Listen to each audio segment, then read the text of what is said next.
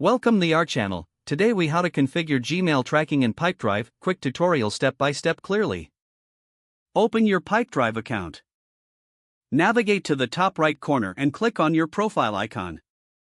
From the drop-down menu, select Personal Preferences. In the Preferences section, click on Email Integration.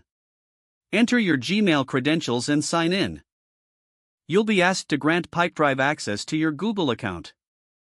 Review the permissions and click on Allow.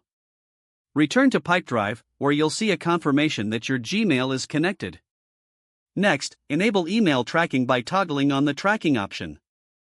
You can customize tracking preferences based on your needs.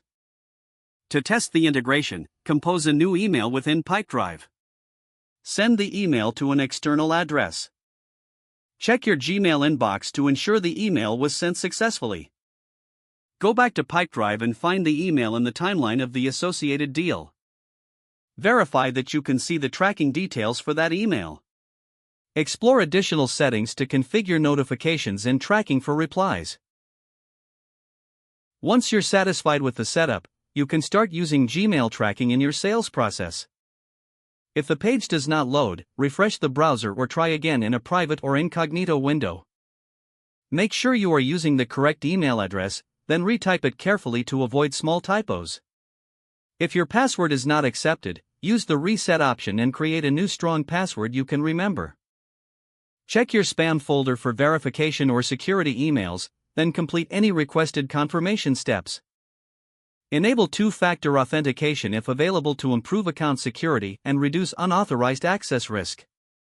After signing in, review your profile details so your contact information and settings are accurate and current. If you see an error message, note it down and try again after restarting your device and internet connection. Log out when you finish, especially on shared devices, to keep your account and payment information secure.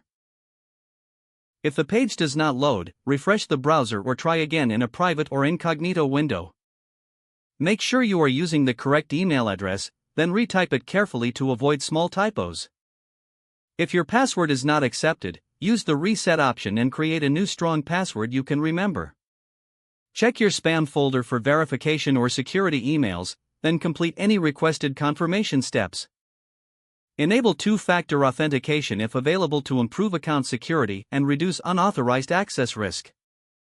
Don't forget to like this video and subscribe to our channel for more step-by-step tech guides.